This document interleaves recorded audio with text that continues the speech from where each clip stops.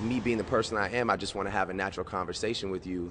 And then I read it back and I realize, like, man, I was doing an interview right there. You know, maybe I should start closing myself off a little bit, you know, but I'm not capable of doing that. That's who I am. It's in my genetics.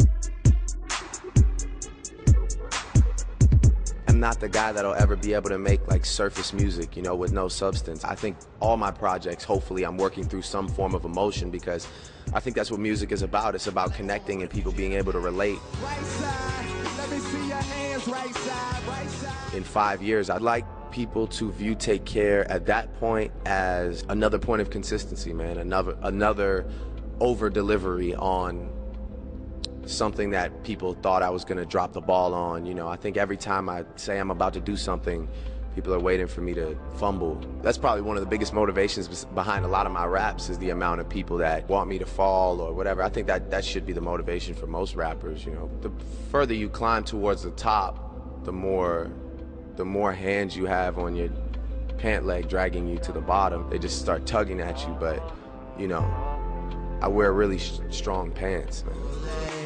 And I did it all for you. It's still you. I swear. I think that's the best thing about having Lil Wayne as a boss. Like, the first time he listened to my album was last night. That's how much confidence he has in me. Like, he listened to it when it was on shelves, because he can't change anything now, you know?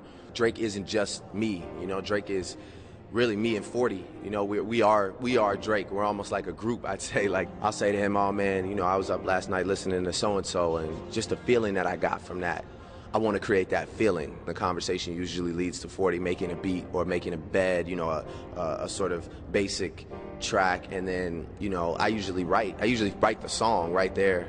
Usually start with a verse, but sometimes the hook or melody will come to me first.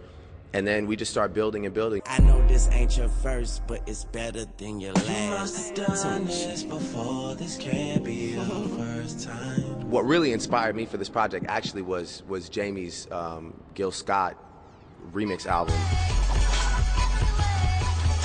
I love XX. I'm a big fan of all their music. He makes these choices, man, to like utilize elements that are incredible as far as soulful, and then fuses it with his sound, which is like, it's almost like the most beautiful balance I've ever heard. Like, there's one song, I met him at a party, he said the sweetest things, and the way he uses this woman's voice. I met him at a party, he said the sweetest things. The words she says, it was brilliant. It was very inspiring for me, which I ended up taking I'll Take Care of You and remaking it with Rihanna. 'Cause if you let me, here's what I'll do. I think my goal was something that moves. I really wanted to bring her into our world, but still allow her to be herself. And I think she like really shined bright. She comes from a place that's so rich in culture, so rich in music, but being like I feel like the most iconic female, period, right now. Next to Nicki Minaj, of course, because she's climbing in iconic. She's just doing incredible. I mean, she's my favorite person. But Kendrick Lamar says something on my album that rings so true, which is that women are the tastemakers for the music that we make. We talk casually about the industry and have the women be the tastemakers for the shit we making. Women buy records, and women fall in love with music and listen to it when they fall asleep, and it moves them. And I have this fascination with getting into the minds of women and truly letting them know how I think as a man, and letting them know how I view them as women. That should appeal to men as well. It's my opinion. Always vibe loud when I'm straddling, and my shit so wet you gotta paddle in.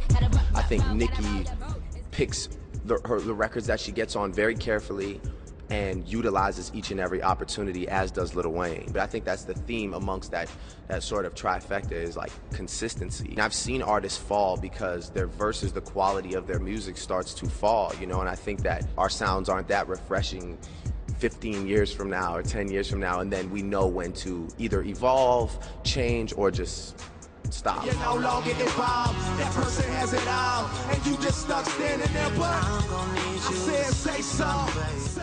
If we do go on to sell whatever it is, 5, 6, 7, 8, 9, whatever it is, just selling that amount of records and truly making a project that I wanted to make front to back. I want people to really feel like I knew Drake while he was on this earth. I know everything about him.